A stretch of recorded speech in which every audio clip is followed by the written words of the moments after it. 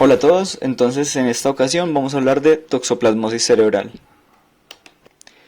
Vamos a ver en general qué es la toxoplasmosis cerebral o del sistema nervioso central, cuáles son sus síntomas, cómo se diagnostica y cómo se trata. Empecemos. Entonces, la toxoplasmosis del sistema nervioso central es una infección, como su nombre lo indica, por un parásito muy feo que es un protozoo que se llama Toxoplasma gondii.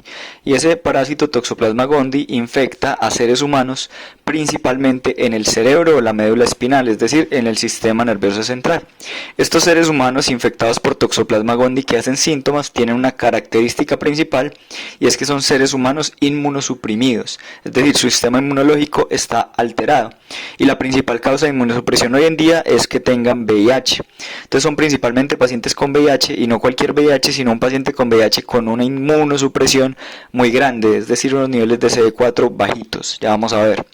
Entonces, el Toxoplasma gondii se puede encontrar en la naturaleza más o menos en, digamos, tres formas. Puede ser estar en forma de ooquistes, que los ooquistes se van a encontrar principalmente en las heces de los gatos, en formas de bradizoitos, que los bradizoitos son una forma quiescente o lenta de replicación del toxoplasma, y se va a encontrar principalmente en la carne de los mamíferos, y finalmente en la forma taquizoito, que es la forma más activa o adulta, que es la que produce la enfermedad en los seres humanos.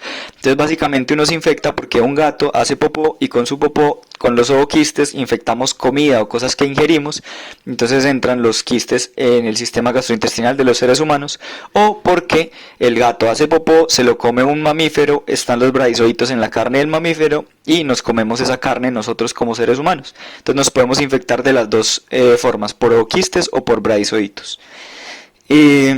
Sin embargo, un gran número de la población del mundo, de hecho un tercio de la población del mundo, ha estado expuesto a toxoplasma, pero la gran mayoría no hacen síntomas.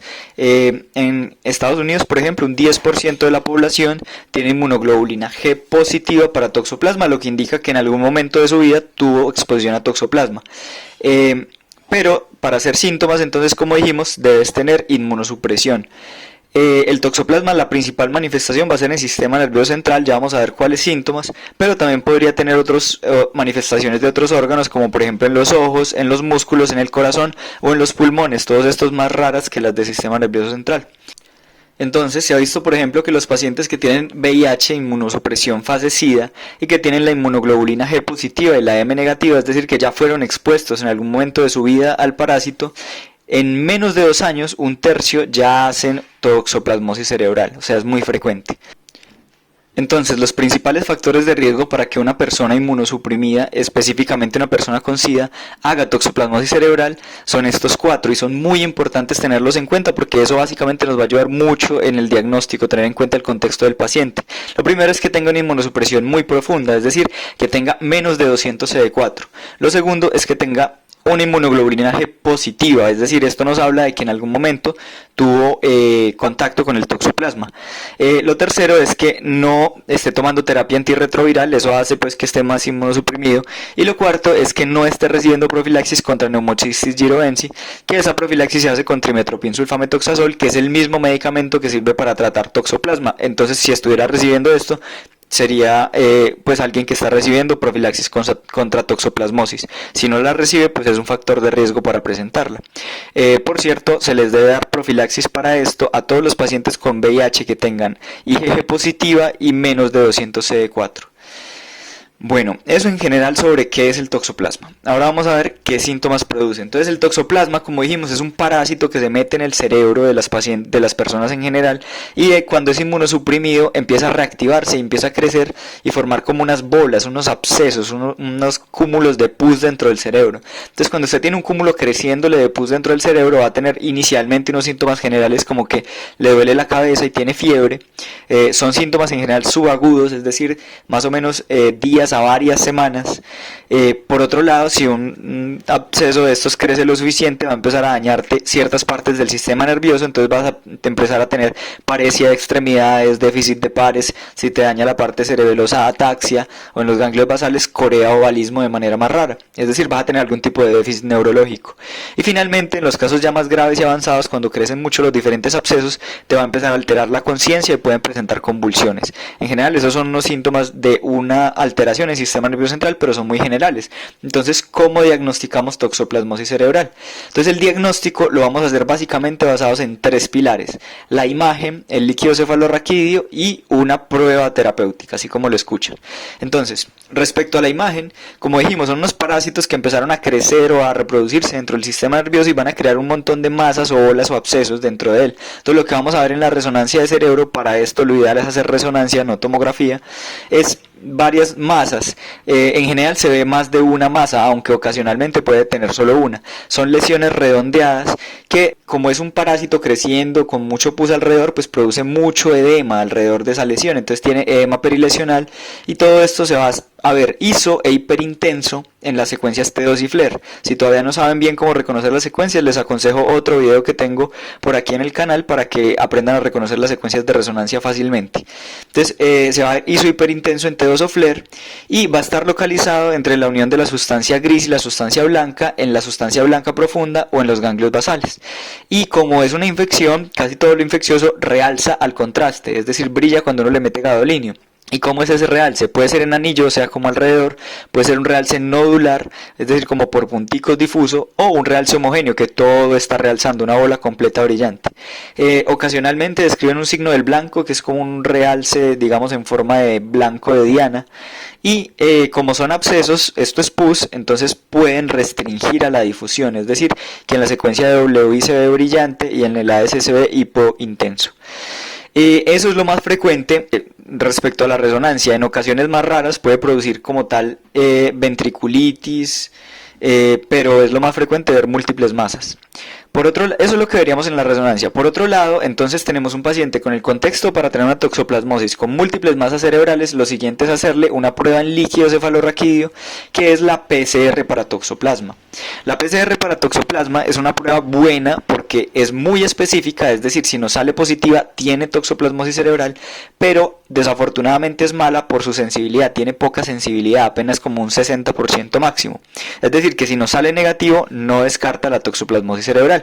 Entonces uno la pediría como para confirmarlo si le salió positivo. Si le salió negativo, pues usted sigue el mismo contexto de un paciente inmunosuprimido, múltiples masas cerebrales, y todavía no estamos seguros si tiene o no toxoplasma. Entonces, ¿qué se pasa a hacer? Al tercer pilar: una prueba terapéutica, así como lo escuchan. Dice uno, creo que tiene toxoplasma, démosle tratamiento para toxoplasma y vemos qué pasa. Si mejora, era toxoplasma; si no mejora, hay que ver otro diagnóstico.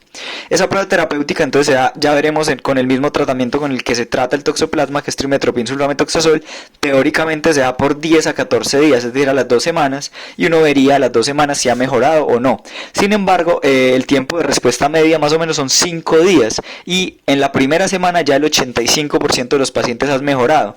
Lo que quiere decir que si usted trata al paciente y en una semana el paciente no ha mejorado, vaya pensando en que es otro diagnóstico. Y otra cosa importante es que no se les debe poner esteroide a los pacientes, porque el esteroide disminuye, digamos, el rendimiento diagnóstico del siguiente estudio que necesitamos hacer, que es la biopsia cerebral. Entonces, si usted le da la prueba terapéutica y a los 10 a 14 días o a la semana el paciente no mejora, lo siguiente que hay que hacer es una biopsia cerebral, abrir el cerebro y tomar una muestra de esas masas a ver qué son, porque el principal diagnóstico diferencial de esto, como ya lo veremos, es el linfoma. Entonces lo podemos diagnosticar con la biopsia cerebral. Otra indicación de hacer una biopsia cerebral directamente sin haber hecho prueba terapéutica es que usted tenga a su paciente inmunosuprimido con VIH, sin embargo tenga una inmunoglobulina G negativa para toxoplasma. Si tiene IgG negativa, y por eso les decía que es muy importante tener el contexto: inmunosuprimido, menos de 200 CD4, IgG positiva. Si tiene la IgG negativa, teóricamente hay que hacerle entrada a la biopsia cerebral sin hacer prueba terapéutica. Sin embargo, un 10% de los toxoplasmas podrían tener IgG negativa. Entonces, ¿para qué hacemos la biopsia? Porque, como les dije, el diagnóstico diferencial es principalmente con una entidad que es el linfoma primario sistema nervioso central, que son un montón de masas, que es un tumor, un linfoma, y eso se ve igualito al toxoplasma. No hay manera de diferenciarlo por imagen, a menos de que tengamos esto, que es un SPECT, y se lo asociemos a una PCR para Epstein-Barr en líquido cefalorraquídeo. Esto junto puede predecir el linfoma, pero no está muy disponible. Entonces, en general, se hace prueba terapéutica si no responde, biopsia, o si tiene inmunoglobulina G negativa de entrada, biopsia para ver que no sea un linfoma. Otros diagnósticos diferenciales: la tuberculosis cerebral, sería muy importante descartarla, y otras infecciones, cisticerco, criptococo, abscesos, entre varias otras.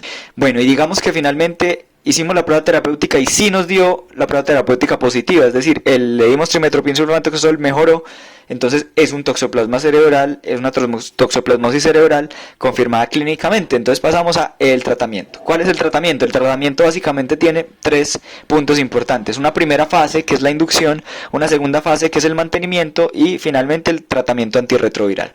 Entonces la primera fase o inducción es un tratamiento más intenso que se va a dar durante 6 semanas. En el mundo en general se da con pirimetamina sulfadiazina y si usted tiene alergia a la sulfadiazina, pirimetamina clindamicina. Y esto son unos medicamentos que lo que hacen es alterar el metabolismo de los folatos, pero alteran el metabolismo de los folatos tanto del parásito como de la médula ósea de nosotros, de los seres humanos. Entonces puede producir alteración en la producción de células sanguíneas, anemia, aplasia. Por eso cuando se da pirimetamina sulfadiazina hay que añadirle ácido folínico, no ácido fólico. Ácido fólico es el que le dan las mujeres embarazadas para que el niño no salga con malformaciones. Ese no es ácido folínico.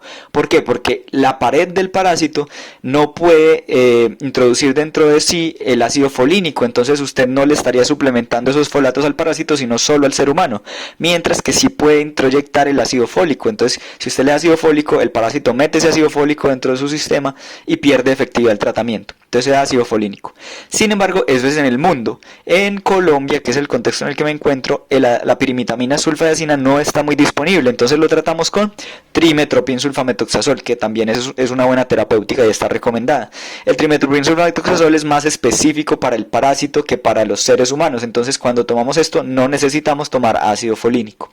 La dosis sería 5 miligramos de trimetoprim y 25 miligramos de sulfamethoxazol por kilo cada 12 horas por estas primeras 6 semanas. Como la tableta viene de 160-800, en general para un adulto de 60 kilos serían 2 tabletas cada 12 horas.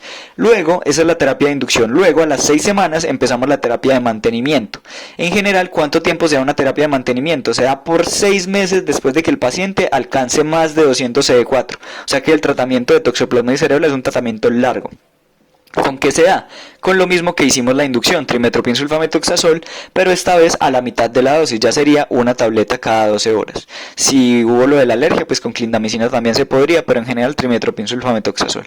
Y finalmente el último punto del tratamiento es iniciar la terapia antirretroviral para un paciente que tiene VIH. Existe una cosa que se llama el síndrome de reconstitución inmune sistémico, que este síndrome IRIS en lo que consiste es que un paciente que tenía una infección, usted le empieza a dar el antirretroviral, él mejora su respuesta inmunológica, entonces hace más respuesta inflamatoria contra esa infección y paradójicamente se empeora de esta infección, o si no la habían diagnosticado, la diagnostican porque hace síntomas.